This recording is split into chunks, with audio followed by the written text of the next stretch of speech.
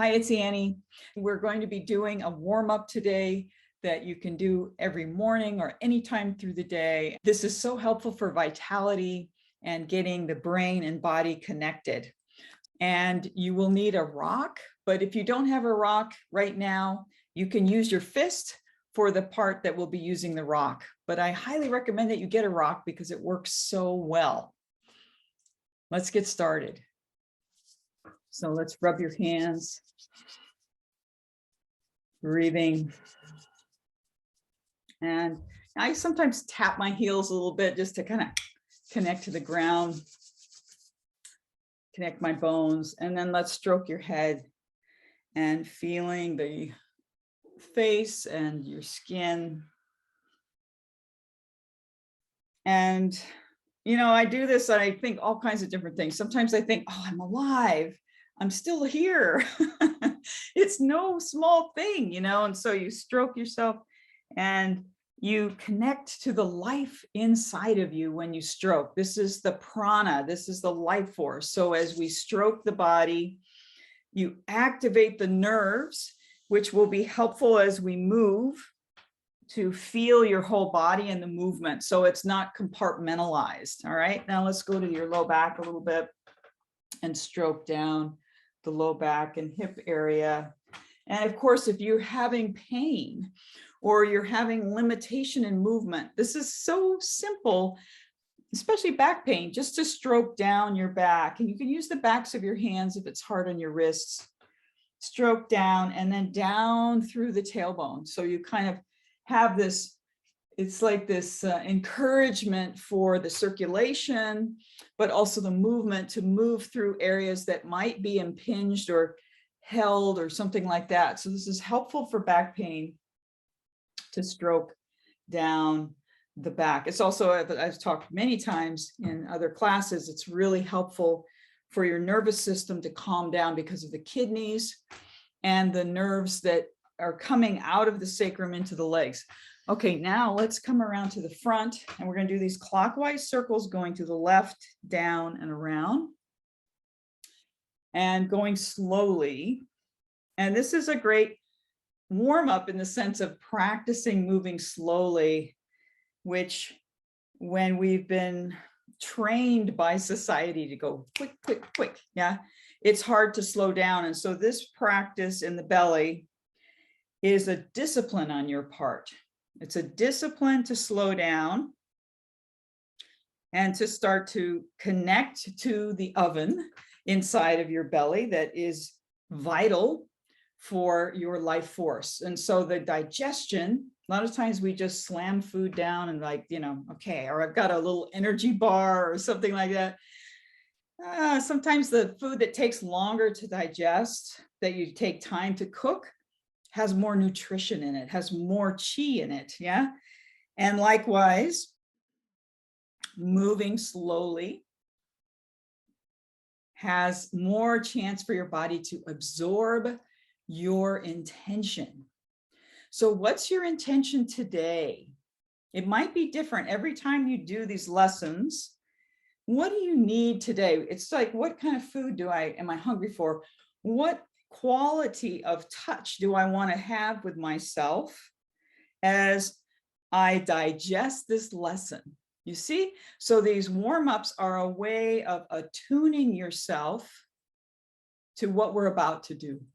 And it's super important that you, whether you're going to meditate or exercise, you just take a moment to kind of connect with your body. Yeah. So now let's take your rock. All right. And let's bang on the body. I just love doing this. So feel that hardness, and it wakes things up. It's like knocking the door, you know, hello, is anybody in there? And you can feel there is a sound, especially over the lungs. You can feel that there's an organ under there. And this takes some practice. This is advanced, okay? But practice, if you can, listening as you bang with the rock. Now, in the old days, doctors used to tap a lot with people to hear the organs, to sense things here. And so you, as your own doctor, Start to listen as you tap, and listen to your bones. Yeah. As you tap gently on the hands, but tap your bones. So you're listening. Is there marrow inside? Of course there's marrow in there, but you're connecting. Yeah. Connect to your bones. And if you've ever had a surgery or even like a knee replacement or something like this, how important this is to connect that area again. Connecting, and the stone is such a good way to do that. Let's do around the belly a little bit. You can feel how different that sound is around the belly. Breathing, and then down the legs. And I love tapping with the stone on my thighs. It feels so vitalizing. Yeah. Feel that quality. Yeah. And this is really great. If you've had an injury, it will help connect things that were damaged in the injury. That vibration through the rock is very healing. Yeah. So you can use this in moderation. Don't overdo it, just enough to make the connection. And then let's go to the other leg and tap. And you can feel the stimulation in the bone. Okay. This is good for your bones, especially with aging. We want the bones to be stimulated. Not too much, but enough to wake them up a little bit. And then let's come around to your low back and very gently in the kidney area. Again, listen to the sound, feel the sound, sense, and don't go right too hard on the spine there. And then the other side.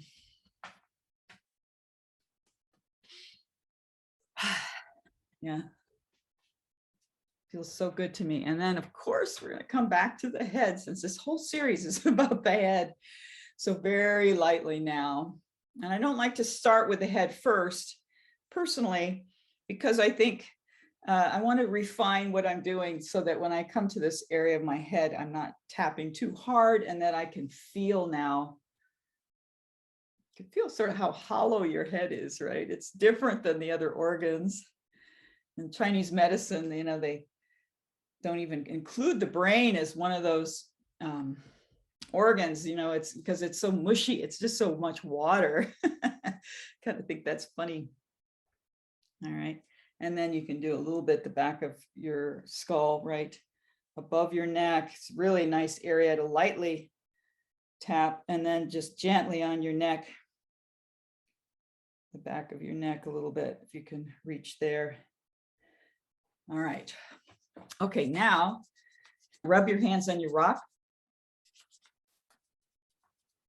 All right.